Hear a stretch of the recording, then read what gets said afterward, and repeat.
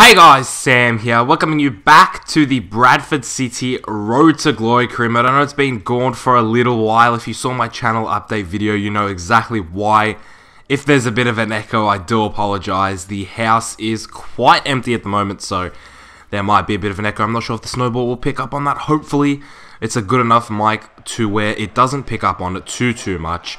But nevertheless, we're back for the Bradford career mode, and we start off the way we left off. Francois Zoko scoring goals. I mean, how else can we bring back the Bradford City career mode, guys? How else? But if you're excited that the Bradford City career mode is back, and if you're excited that Zoko's still scoring goals, make sure you smash the like button down below. It really helps me and helps the channel grow. And of course, it is greatly appreciated, guys. But Crew bring it back within minutes and make it 1-1. And Crew is a famous side due to their due to Nick Powell, I guess you could say. And the fact that they got promoted from League 2 to League 1. But they're struggling this season. You know, I'm not going to lie, they are struggling this season. I'm not sure in real life how they're doing, but in this career mode, they are struggling. They're in the relegation zone, so to be 1-1 to them, it's a bit disappointing.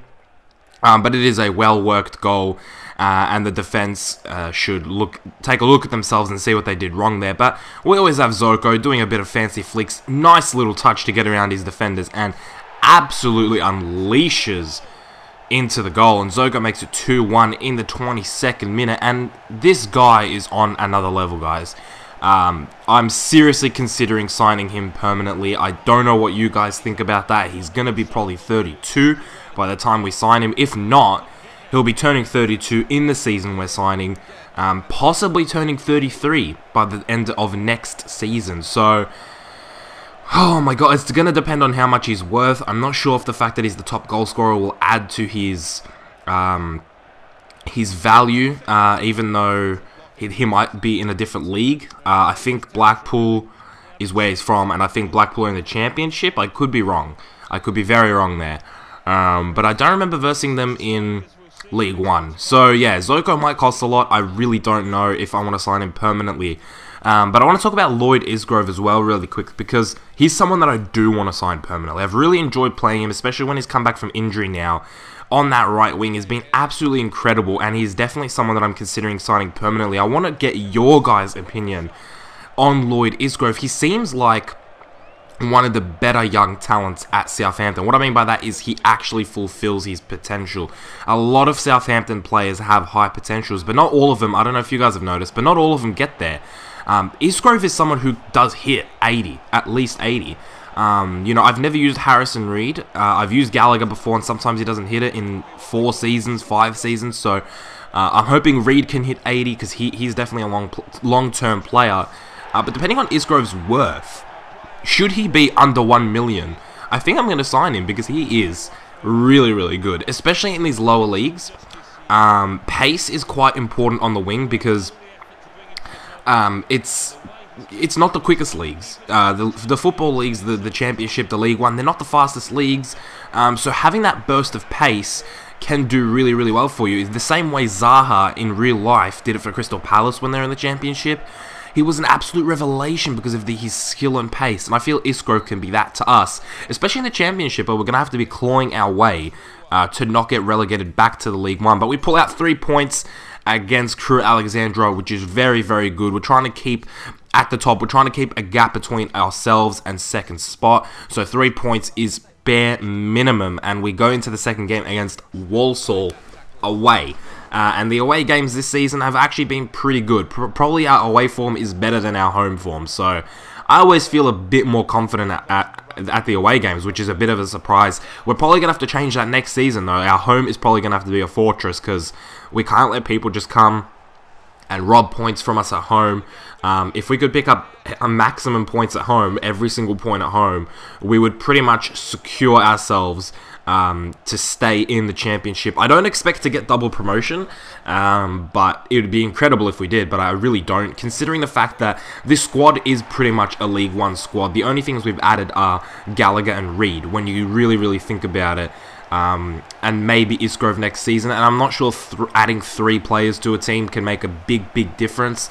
It just depends on the transition and how we play, but as you can see, we're so susceptible to to conceding nowadays, and it feels so inconsistent. Like, I never know if we're going to concede or not. But that was just a really well-worked goal. Pickford, nothing he could do. He couldn't get down quick enough. And Pickford has also been very inconsistent. Another person who's on loan at Bradford. And as you can see, they're 39% possession, really getting outplayed by Walsall. So, not the best sign. But yeah, talking about Pickford, he's also someone on loan. I said earlier in the season that I didn't want to sign him. That he didn't interest me, and I wouldn't want to pay his full price. I don't know about Pickford. He's a big maybe, you know.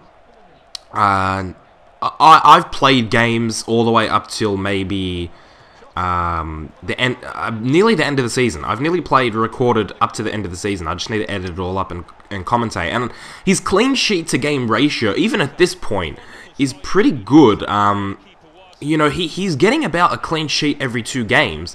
But when it comes down to it, I don't think it's him. I think it's the defense that's really doing well. So I really don't know if I want to sign Pickford, because he himself doesn't make the most incredible saves.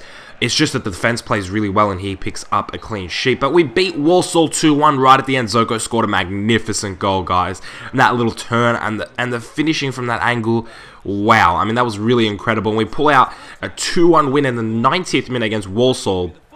And I know I didn't show the MVP vote in the first video, but it did go to Zoko. If you go back and take a look at when I was in the main menu after the game, it had his little picture in the bottom left, and I did actually check it, but I forgot to put it in the video, and Zoko was the man of the match. This game, we actually played a bit better. As you can see, we clawed back the possession from 39% to 47% in that second half, so we played a really good game. And Zoko picks himself up another vote, guys, which I can't begin to tell you guys how far away he is at this point. I mean, I don't see anyone catching him in the last, I think there's about 10 games in the season. I mean, someone's going to have to pull out MVP votes every single game. I mean, Zoko is so far ahead. But, of course, you've got to factor in my votes as well. So, Zoko could have a massive lead at this point.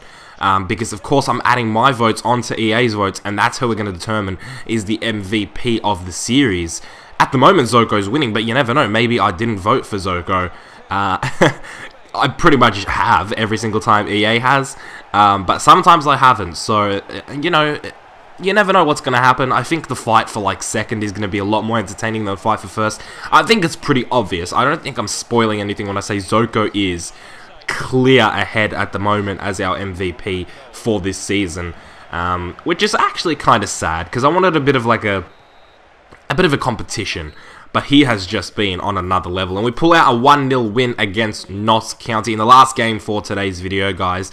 Little picked up a goal, a very well-worked goal. And again, less possession than our opposition. So, not playing the way we usually have. And what that was... Oh, that was half-time. Okay, I was going to say, there's not much highlights left. What possibly happened? Nothing happened. That's why I thought it was full-time. Because it did finish 1-0 thanks to Little's goal. But it was a well-worked goal, as I was saying before, and he picked himself up a man of the match and an MVP vote. Mackenzie and Zoko also played well. Pickford with a 7 rating. I'm not sure how he gets these high ratings. But again, yeah, as I was saying, less possession than the opponent. I'm not sure. It's not really our type of game style, but that's how it's kind of ended up. So, after today's episode, guys, this is how the league table stands. We are 13 points ahead of third, meaning we're 13 points ahead of the automatic promotion. So we're 13 points safe in the automatic promotion, and we're 6 points ahead of Preston, who are second. Port Vale, Oldham, and Sheffield make up the rest of the top 6, and there is a big battle for that sixth and 5th spot, it seems like. But that ends today's episode, guys. As you always know, I keep you up to date with the MVP standings. Zoko at the tippity top again. He's been there for so long. You guys shouldn't even be surprised. But if you enjoyed this episode, guys, make sure you smash the hell out of that like button for the return of the Bradford City Cream. And I'll see you guys very, very soon for another episode. We're nearing the end of the season. I can't wait to see whether or not we get promoted and see what next season's going to entail. This career mode has been extremely fun. I hope you guys are enjoying it. I'll see you guys in the next one. Keep it real.